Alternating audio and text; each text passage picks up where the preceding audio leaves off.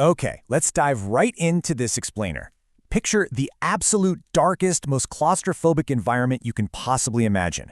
Red emergency lights are flickering, sweat is just pouring down the faces of a terrified crew, and one trembling hand is hovering literally inches away from a launch button. Now, this isn't some Hollywood thriller. This was the actual terrifying reality of the 45-year conflict we call the Cold War. A global standoff that came way, way closer to ending human civilization than most of us truly realize. It's October 27, 1962. We're deep underwater inside a Soviet B-59 submarine. The air conditioning has completely failed. The temperature inside is boiling, soaring well over 100 degrees. The crew, they're on the absolute edge of physical and mental collapse. They've been completely cut off from Moscow for days, just absorbing depth charges from American destroyers right above them.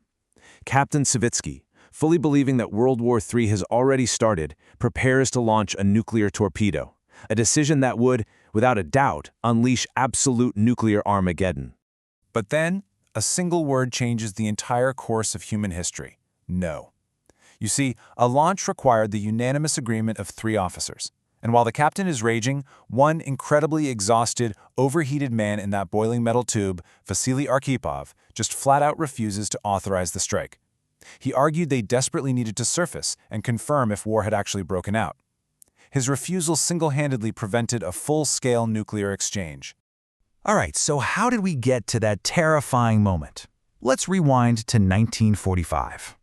When the confetti finally settled after defeating Hitler, the world basically fractured into 2 completely different realities. On one side, you have American capitalism, championing free markets, individual liberty, all backed by a booming economy in a country with mostly undamaged cities. On the other side, Soviet communism, pushing a state-controlled economy and collective ownership. And to really understand the tension here, we have to recognize their perspective. The Soviet Union had just lost a staggering 27 million people in the war. I mean, that level of trauma completely rewires a nation.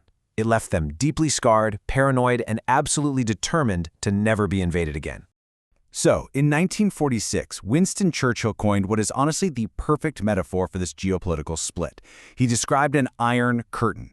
Picture it like a heavy, dark, metallic fog, just descending across Europe, sealing off the continent and splitting it firmly in 2. On the eastern side of that curtain, there was a massive power vacuum, and Soviet leader Joseph Stalin rushed right in to fill it. He aggressively installed puppet communist governments to create this vast buffer zone. We're talking Poland, Czechoslovakia, Hungary, and several others. In response, the United States fired back with a strategy called containment, which was essentially them saying, look, we won't touch the territories you already control, but we are not letting you spread a single inch further. And naturally, this friction sparked the first major showdown. Berlin itself was divided, with West Berlin floating like this little democratic island in a vast communist ocean. In 1948, Stalin blockaded every single road into West Berlin, aiming to literally starve the city into submission. But the Allies? They pulled off an absolute logistical miracle. For nearly a year, planes flew around the clock dropping coal, food, and, incredibly, little parachutes of candy for the kids. It was a massive PR victory. And finally, in 1949, Stalin blinked. He lifted the blockade without a single shot being fired. Which brings us to the next phase, the arms and space race. From here, the military escalation is terrifyingly fast. America dropped the atomic bomb in 1945. Well, thanks to Soviet spies, Stalin detonated his own just 4 years later in 1949. The race was officially on. By the early 1950s, both sides possessed hydrogen bombs. Just to put that into perspective, these were weapons roughly 1,000 times more powerful than the ones that leveled Hiroshima. By the 1960s, both sides had stockpiled enough warheads to destroy the entire planet several times over. And that brings us to this incredibly grim acronym, MAD, Mutual Assured Destruction. It was the absolute military guarantee that if one side pushed the red button, the other would instantly fire back, leaving both nations as nothing but radioactive rubble. There are 0 winners in a MAD scenario. But ironically, the promise of total, inescapable annihilation became the very thing keeping anyone from actually starting the war. And this terrifying logic extended right up into the stars. The Soviets launched Sputnik in 1957, and then they put the first human in space in 1961.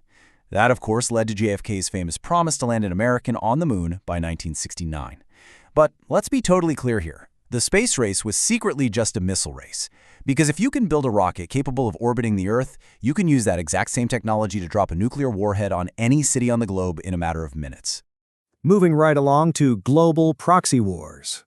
Because direct confrontation meant the literal end of the world, the Cold War turned devastatingly hot in proxy nations.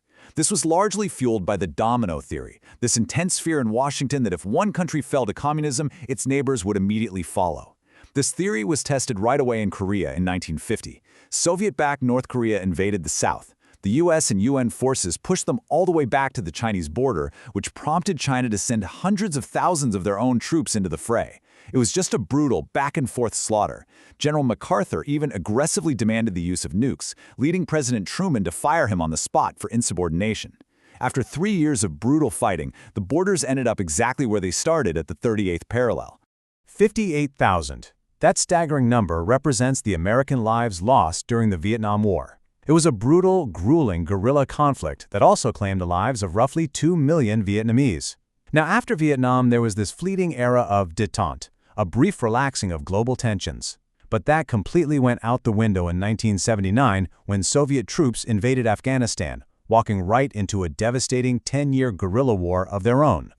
Now, let's look at the major crisis points, the flashpoints that almost ended it all. In August 1961, the residents of Berlin woke up to find a literal concrete monstrosity going up virtually overnight, lined with guard towers, barbed wire, and soldiers who had strict orders to shoot on sight. The Berlin Wall was, in reality, a desperate Soviet admission of failure, because instead of making their system appealing enough for people to stay, they had to build a wall to physically trap their own citizens inside. Tragically, at least 140 people were killed over the years trying to escape to the West.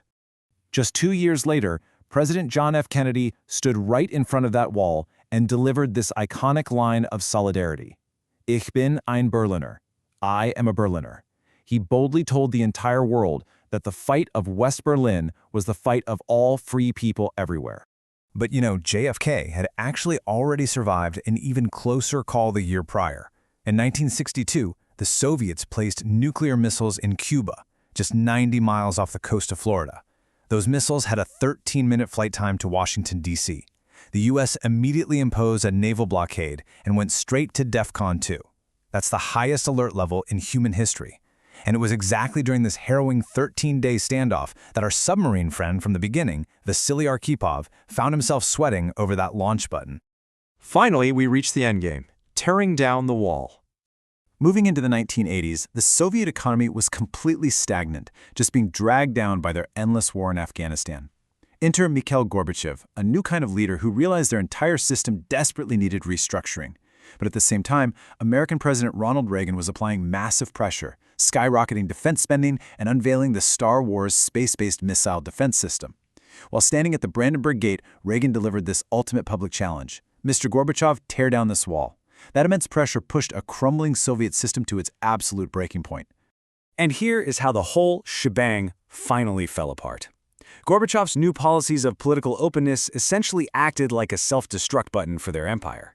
In 1989, this incredible, euphoric scene unfolds. East Germany opens its borders, and regular citizens literally hammer the Berlin Wall to pieces. One by one, Eastern European communist regimes just collapse. And Gorbachev? He refused to send in the tanks to stop it. By 1991, the Soviet flag was lowered over the Kremlin for the very last time. The Soviet Union simply ceased to exist. Which brings us to arguably the most miraculous statistic of this entire 45-year era. 0. Despite a standoff that completely shaped the modern globe, despite the brutal proxy wars, the global panic, the suffocating submarines, and the massive stockpiles, 0 nuclear weapons were used in conflict after 1945. We somehow survived 45 years on the absolute brink of destruction. But I really want to leave you with this final thought today. As long as these apocalyptic stockpiles still exist, hidden away in silos and submarines around the globe right now, are we ever truly safe from the button? Or are we all just incredibly historically lucky? Definitely something to think about as you reflect on this wild period of history. Thanks for joining me on this explainer. I'll catch you next time.